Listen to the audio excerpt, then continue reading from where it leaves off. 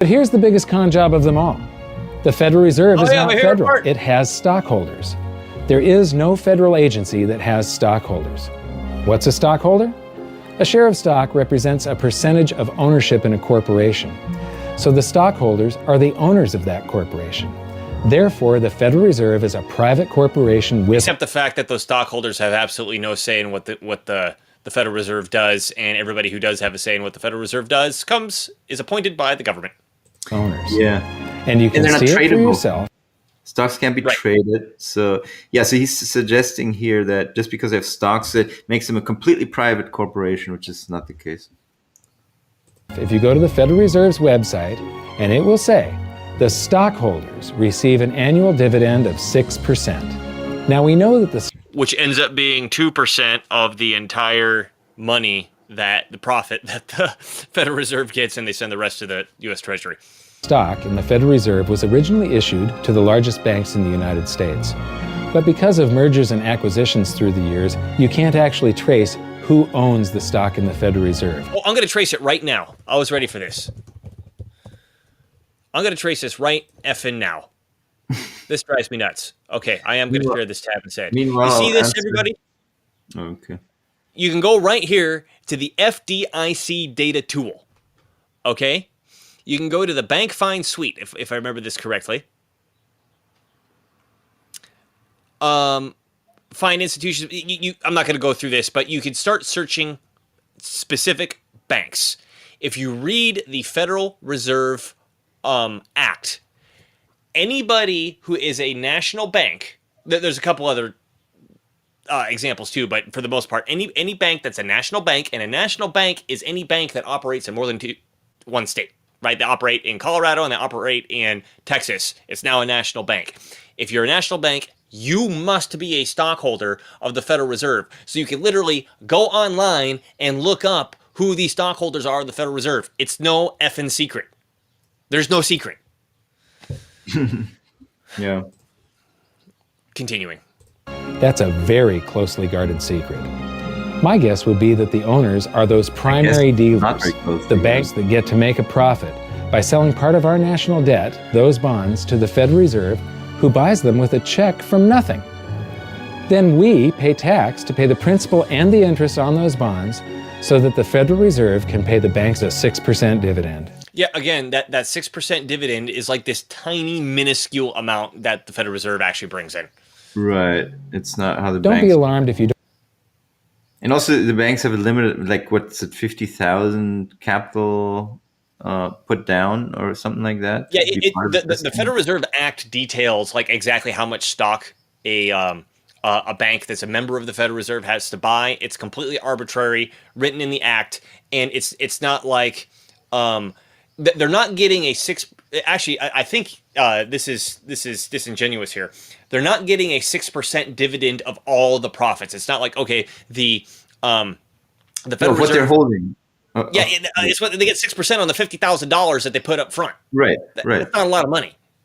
No, it's a nominal amount, and the point of it is rather a buy-in more than anything, right? Because otherwise, every bum from the street could show up and say, "Hey, I want to be a bank with money creation power." That's the point generally of a buy-in concept. You see that in the crypto business as well, in the crypto world as well. Occasionally, you have to stake a certain amount to be considered a stakeholder of a particular network, and then you get rewarded with staking rewards. So similar idea, maybe. Don't quite comprehend the deception of this system at first glance. Very few people do. It is purposely complex.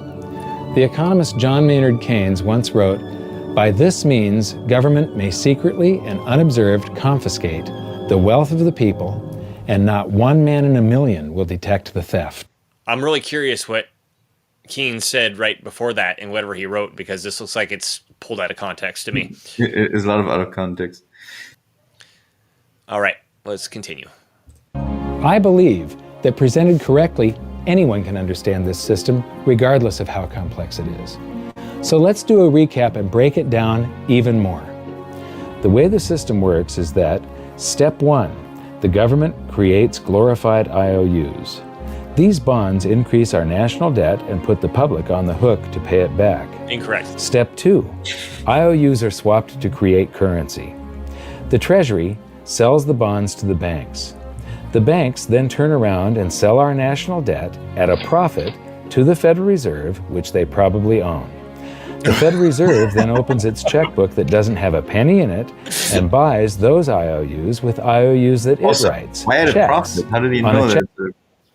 How do you know they sell them at a profit? It's possible that the bank... They sell it at a loss. Let's say the bank buys the bonds, interest rates go up. Now if they sell it to the Fed, it would be at a loss. Yeah. And isn't that's what happened to Silicon Valley Bank, right? Yeah. And what happened to First Republic as well. Checking account that has a zero balance. Then they give those checks to the banks and currency just springs into existence. And then the whole process repeats. This results in a buildup of bonds at the Federal Reserve and currency at the Treasury, which is really just a supply of numbers.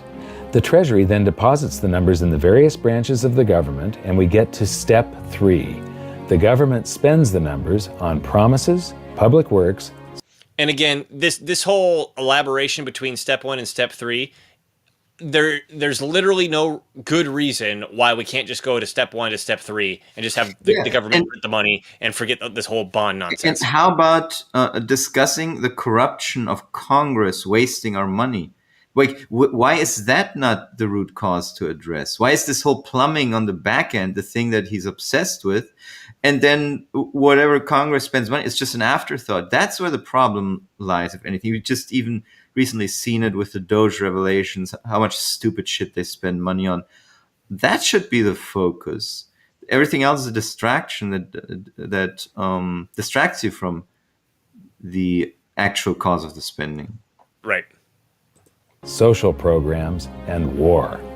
Then the government employees, contractors, and soldiers deposit their pay into the banks, and we get to step 4, where the banks multiply the numbers by magically inventing more IOUs through fractional reserve lending, where they steal a portion of everyone's deposit and lend it out. Again, I think we put to bed that is just a completely inaccurate way of how the banking system works. Right. That also, you notice how gets this description of the economy, there's no private sector.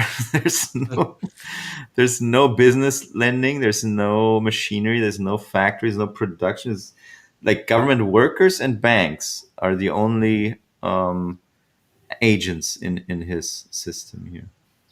Redeposited, and then a portion is stolen again. And the process repeats over and over, magnifying the currency supply exponentially. Then we work for some of those numbers, which brings us to step 5, where our numbers are taxed. We pay tax to the IRS, who then turns our numbers over to the Treasury, so the Treasury can pay the principal plus the interest on bonds that were purchased by the Federal Reserve with a check from nothing. Then we get to step 6, the debt ceiling delusion. The system is designed to require ever-increasing levels of debt and will eventually collapse under its own weight because politicians always kick the can down the road.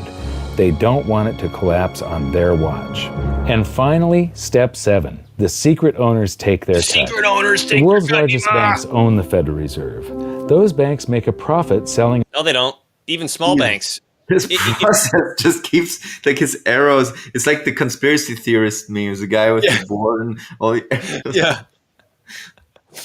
And then again, like I said that you had to be a national bank in order to be a stockholder of the Federal Reserve.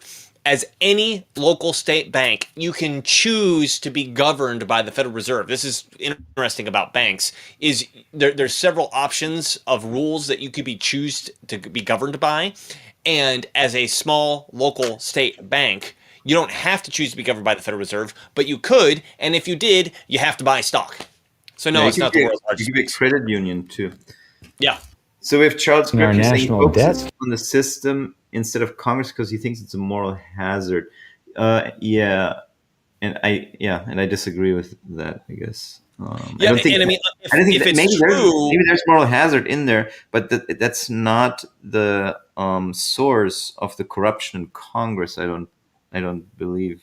I think it starts with the Congress people and their the groups that court them, and we discussed this before. All these what are these institutions called? The Governors Association, this association, all this infiltration of the federal bureaucracy, and the way in which they are motivated to pass one policy or another. That is, I think, far more at the root of their activities than this back-end plumbing of the monetary system. To the Fed. They make a profit when the Fed pays them interest on the reserves held at the Fed, and the Fed pays them a 6% dividend on their ownership of the Fed.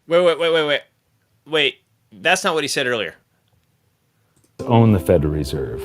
Those banks make a profit selling our national debt to the Fed. They make a profit when the Fed pays them interest on the reserves held at the Fed. Okay, that's right. So the first part, they make a profit when they sell the national debt to the Federal Reserve. Again, that's a maybe. Like we said, they could take a loss, and then they make an interest on the reserves held at the Fed. Again, it's a drop in the bucket compared to what's going on. But also the interest, the entire public earns interest on the bonds, not just the banks. Everyone who owns bonds in their portfolio for their retirements, retirees, everyone has the ability to earn bonds, not just the banks. Yep. And the Fed pays them a 6% dividend on their ownership of the Fed. This system is fundamentally evil. It funnels wealth from the working population to the government and the banking sector. It is the cause of the artificial booms and busts of modern economies, and it causes great disparity of wealth between the rich and the working class. And it is only possible because we no longer use real money. Here it comes, Nima. We use currency. But worst of all, it is a form of enslavement. Bond is the root word of bondage. Whenever a government issues a bond, it is a promise to make us pay tax in the future. Nobody asked you if you wanted to pay tax today for the prosperity we all enjoyed in the last century. Nobody is asking our children if they want to work hard in the future to pay for the prosperity we're enjoying now. George Washington once wrote to James Madison, "No generation has the right to contract debts greater than can be paid off during the course of its own existence." We all know that George Washington was a famous economist. Yeah. By stealing prosperity from tomorrow, so we can spend it today, we enslave ourselves and future generations. Now, this all sounds pretty bad, but there is great hope, for you are the greatest threat to this false monetary system. This system relies on the public being ignorant of its workings. Please share this knowledge with everyone you know, because an informed public that fully understands the system can build a better future for generations to come. Yeah, how? And now I leave you with this quote, widely attributed to a former director of the Bank of England. "The modern banking system manufactures money out of nothing. The process is perhaps the most astounding piece of sleight of hand that was ever invented. Banking was conceived in inequity and born in sin. Bankers own the earth. Take it away from them, but leave them the power to create money and control credit, and with the flick of a pen, they will create enough money to buy it back again." Again, that might be partially true as long as they have the backing of the government to make the regulations appropriately and to control the spending appropriately to do what they say. Yeah. Otherwise, you get Silicon Valley or First Republics because you're not part of the secret cabal, I guess. Yeah. There's political cabals in this country. Yes, we agree. That is a problem. If everybody who's watching this now or recording could like, share, and subscribe it helps us out a lot. Yeah. I hate saying it, but it's just true.